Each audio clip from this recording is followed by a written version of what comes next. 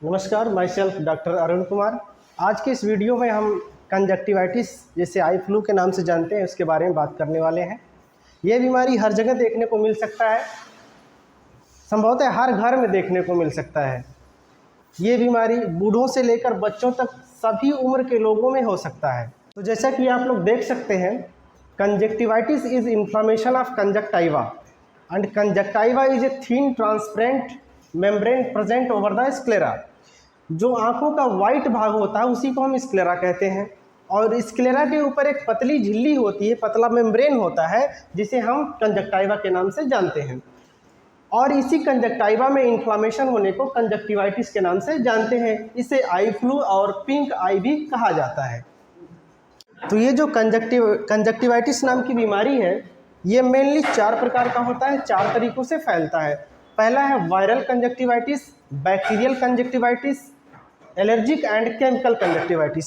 ये कंजक्टिवाइटिस जो 4 प्रकार के होते हैं, बैक्टीरिया से होता है, वायरस से होता है, एलर्जेंस और केमिकल से भी हो सकते हैं। जिसमें जो वायरस और बैक्टीरिया से होने वाला कंजक्टिवाइटिस है वो कंटेजियस है, यानी कि एक व्यक्ति से दूसरे व्यक्ति में इजीली ये ट्रांसमिट हो सकता है, फैल सकता है। जबकि एलर्जिक और केमिकल कंजक्टिवाइटिस एक व्यक्ति से दूसरे व्यक्ति में नहीं फैलता है। से होने वाली कंजक्टिवाइटिस के नाम के बारे में बात करने वाले हैं, जिसे हम वायरल कंजक्टिवाइटिस कहते हैं। वायरल कंजक्टिवाइटिस मेनली 2 प्रकार के वायरस से फैलता है, एडिनोवायरस और एंटेरोवायरस। अगर वायरल कंजक्टिवाइटिस हो जाता है तो उसमें बहुत सारे लक्षण दिखाई देते हैं, जैसे कि redness of eye, irritation of the eye, watery discharge from the eye and sensitive to light. ऐसी स्थिति में आँखों का जो रंग है वो लाल हो जाता है, लालिमा हो जाती है आँखों में जलन होता है, आँखों से पानी निकलता रहता है और रोशनी को देखने में कठिनाई होती है।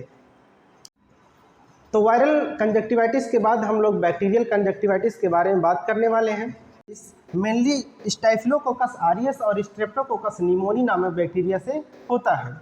बैक्टीरियल कंजक्टिवाइटिस होने के बाद जो लक्षण दिखाई देते हैं वो thick yellow greenish discharge from the eye and crusting of eyelid होता है, यानी कि जो आँखों से डिस्चार्ज होता है वो पीले कलर का, हरे कलर का डिस्चार्ज होता है। और वायरल कंजक्टिवाइटिस में वाटरी डिस्चार्ज होता है। इसके साथ साथ अगर हम देखें बैक्टीरियल कंजक्टिवाइटिस में यहाँ पे क्रस्टिंग ऑफ आईलिड है, आँखों की पलक पे दरारें पड़ने लगती हैं, पपड़ी नुमा हो जाता है। इसके साथ साथ बैक्टीरियल कंजक्टिवाइटिस में वायरल सिम्टम्स भी आते हैं।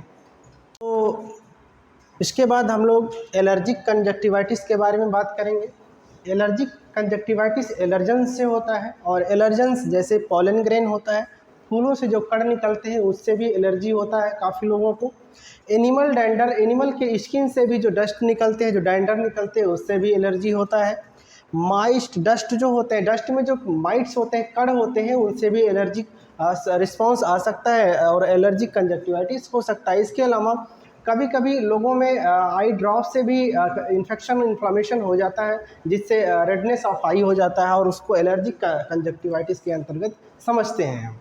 लक्षण की बात करें तो इसमें जो लक्षण आते हैं, ईचिंग होती है, खुजली होता है आँखों में, रेडनेस हो जाता है, आँखें लाल हो जाती हैं और आँखों की पलक सूज जाती है और आँखों से लगातार आंसू निकलता रहता है। कभी केमिकल से भी कंजक्टिवाइटिस हो जाता है, केमिकल से भी इन्फ्लामेशन हो जाता है। जैसे केमिकल्स होते हैं, स्मोक, धुआं हो गया, धुंध हो गया।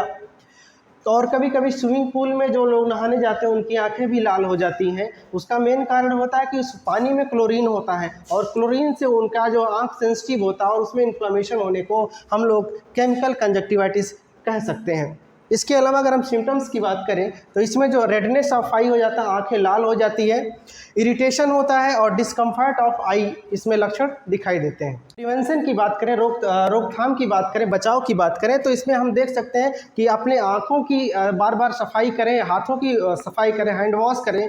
और इसके अलावा avoid from the contact of infected person. जिस व्यक्ति को आई फ्लू हो गया हो उससे कोशिश करें दूरियां बना के रहें। इसके अलावा क्राउडेड एरिया में ना जाएं, भीड़ भाड़ वाले जगहों पे ना जाएं। लेकिन कुछ लोग लापरवाही करते हैं, जैसे किसी भी इन्फेक्टेड पर्सन को आई फ्लू हो गया है तो करते क्या है, उसका जो यूटेंसिल्स है या फिर उसका डेली यूज़ का सामान है वो खुद यूज़ कर लेते हैं। जैसे टॉवेल हो गया, पिलो हो गया, तकिया हो गया, हैंकी हो गया। अगर इसका यूज आप कर लेते हैं तो निश्चित रूप से आपको इन्फ्लेमेशन हो जाएगा।